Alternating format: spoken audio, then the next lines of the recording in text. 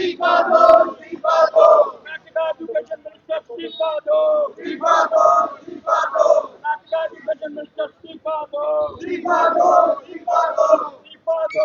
Sir आज का protest Dharmendra Pradhan ने इस्तीफा दिया तो ठीक, बांगरप्पा ने इस्तीफा नहीं देना। कर्नाटका वहां लीकेज हुई के नहीं। 2004 से लेकर के 2014 हुई ना लीकेज, 70 बार लीकेज हुई। कोई बिल लाया पार्लियामेंट के अंदर? नहीं लाया। और आज विद्यार्थियों के विषय के अंदर बिल लाया, उस बिल को पास नहीं होने दे रहे। वो विद्यार्थियों के समर्थन के अंदर है कि विरोध के अंदर है? मैं प्रश्न करना चाहता हूं भैया, इंडिविजुअल जो होगा 5 से 10 साल की सजा, 75 लाख जुर्माना। जो ग्रुप के अंदर होगा क्राइम करेगा 7 से 10 साल की सजा, 10 करोड़ रुपया जुर्माना। और जो पेपर कराने वालों में से अगर कोई गलत होगा 5 करोड़ जुर्माना, 8 साल की सजा। फास्ट ट्रैक कोर्ट 2 मंथ के अंदर और 3 मंथ के अंदर इसका डिसीजन आएगा, लेकिन उसको पास नहीं होने दे रहे। ये राजनीति है और इसके अंदर राजनीति करने का क्या फायदा? जब जंतर मंतर पर तुम सारे इकट्ठे ठीक, लेकिन पार्लियामेंट के अंदर अलग अलग बिल पास करो। मोदी जी एक लाइन और ऐड करो, जो बंदा लीकेज करता पकड़ा गया उसको मिलेगी सजाए मौत। इसलिए मैं मांग करना चाहता हूं सबको इकट्ठे होकर के इस बिल को पास करना चाहिए और जो भी कोई इसके अंदर शामिल हो उसको जेल मिले, सजाए मौत मिले और आगे से कोई पेपर लीक ना कर पाए, वैसा एक प्रावधान। अभिषेक जी, आप क्या कहेंगे जिस तरह बच्चे सीआरपीएफ पर हमला करते हैं और हमारे मोदी जी के लिए कुछ ना कुछ गलत शब्द यूज किए जाते हैं, किस तरह से देखते हैं आप? बच्चे वो कहीं से नहीं थे। मैं आपके शब्दों में थोड़ा सा जो है एक चेंज करना चाहता हूँ। वो बच्चे नहीं थे। बच्चे देश के प्रधानमंत्रियों को गालियाँ नहीं देते। बच्चे वहाँ पेपर लीक की खिलाफत करने गए थे, भगवान श्री राम की निंदा करने और उन्हें अपशब्द कहने नहीं गए थे। क्या प्लांटेड थे वो?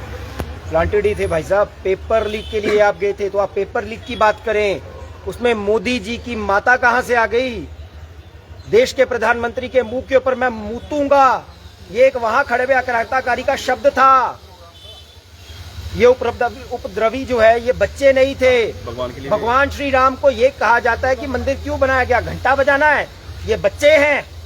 अरे अगर ऐसे बच्चे हैं तो उन माँ बाप को अपने बच्चों को खुद फांसी दे देनी चाहिए या मार देना चाहिए। आप पेपर लीक के लिए गए थे, आप पेपर लीक की बात करें। आप देश के पेपरों में धांधली कम हो उसकी बात करें। आप धर्मेंद्र प्रधान का इस्तीफा मांग रहे हैं, आप उसकी बात करें। पर देश के प्रधानमंत्री की मां को गालियां देना, भगवान श्री राम के बारे में अपशब्द कहना, अरे वो बच्चे नहीं थे, ये स्पॉन्सर्ड थे। अरे मोदी को गालियां देना, सनातन को गालियां देना कहां से आ गया? ये सामने दिखता है। It was sponsored by the anti country establishment. अरे फॉरेन से फंडिंग आ रही है। अरे देश के अंदर हम भी प्रदर्शन कर रहे हैं, हमें तो कोई दुबई से पैसे नहीं भेज रहा, हमारा तो स्विगी जोमेटो से कोई अमेरिका से पार्सल नहीं आ रहा। स्पॉन्सर्ड, प्लान्ड था ये सब कुछ। और अरे आपके अंदर थोड़ी सी शर्म होनी चाहिए। आप जिस चीज को लेकर के प्रदर्शन कर रहे थे आप उसकी मांग उठाते, परंतु आपने उस मांग को ना उठा करके बात को एंटी एस्टेब्लिशमेंट बना दिया, एंटी सनातन बना दिया और उसके बाद भी इस्तीफा दिया गया है। पर कर्नाटक के मंत्री, एजुकेशन मंत्री मधु बांगुरप्पा, आपकी अध्यक्षता के अंदर पेपर लीक हुआ वेटनरी ऑफिसर का और आपने तो सारे के सारे चरम तोड़ दिए। अरे केपीएस कर्नाटक का सिविल सर्विसेज के जो हेड है उनके रिश्तेदारों को एक जगह बिठा करके पेपर करवाया गया है, ऊंचे पद दिए गए हैं, अच्छे रैंक्स दिए गए हैं। और पंजाब के एजुकेशन मिनिस्टर हरजोत सिंह बैंस, अरे आपकी अध्यक्षता के अंदर फार्मेसी का पेपर लीक हुआ, केजरीवाल ने उस पर कुछ नहीं कहा, राहुल गांधी ने उस पर कुछ नहीं कहा। बच्चे सब समान है, जहां जहां पेपर लीक होता है वहां पर कार्रवाई की जानी चाहिए। 2004 से लेकर के 2014 तक इस देश के अंदर बहुत पेपर लीक हुए। क्लास 12वीं का इकोनॉमिक्स का पेपर लीक हुआ, क्लास 12वीं का अकाउंट्स का पेपर लीक हुआ, क्लास 10वीं का मैथ्स का पेपर लीक हुआ। अरे आपका पीजी एम्स का पेपर लीक हो गया, उसके बाद आपका बीएड का पेपर लीक हो गया। अरे उस पर कार्रवाई नहीं की गई, उस पर इस्तीफे नहीं मांगे गए। और एनटीए नेशनल टेस्टिंग एजेंसी, आपने 1992 के अंदर उसकी नींव रखी, पास नहीं किया। 2010 के अंदर आपने उसकी नींव रखी, आपने उसको पास नहीं किया। अरे 2017 के अंदर मोदी की सरकार ने उसे पास किया है। शर्म आनी चाहिए। और धर्मेंद्र प्रधान को हटाने का पूर्ण मकसद ये था कि जिस हिसाब से उन्होंने मुगल जो आक्रांताकारी थे, जिनका महिमा मंडल किया गया था, उन्हें हमारी किताबों में से बाहर किया है, उसको लेकर के ये सारा का सारा षड्यंत्र रचा गया है।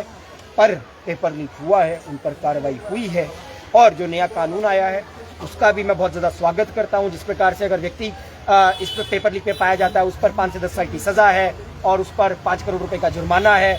और अगर एक ऑर्गेनाइज क्राइम सिंडिकेट पाया जाता है, उस पर 8 से 10 साल की सजा है और 10 करोड़ रुपए का जुर्माना है। और अगर एजेंसी पाई जाती है जो पेपर कंडक्ट करवाती है, अगर वो पाई जाती है, 5 करोड़ रुपए का जुर्माना और साथ में 8 साल का बैन। ये स्वागत योग्य है।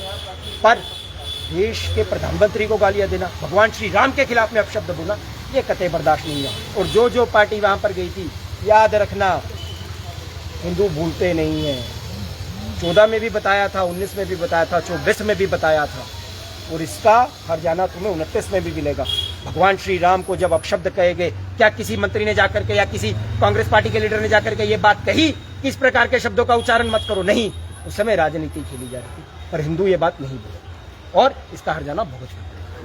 एक तरफ अब भगवान राम जी के मंदिर का समर्थन करते हैं, चढ़ावा चोरी के विषय में बात करते हैं, और दूसरी तरफ भगवान राम जी को गालियां निकालते हैं, उनके विषय के अंदर एक शब्द नहीं कहते।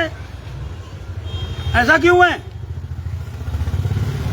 अगर चोरी हुई है राम मंदिर के अंदर, उन लोगों को दंड मिलना चाहिए, उनको सजाए मौत होनी चाहिए।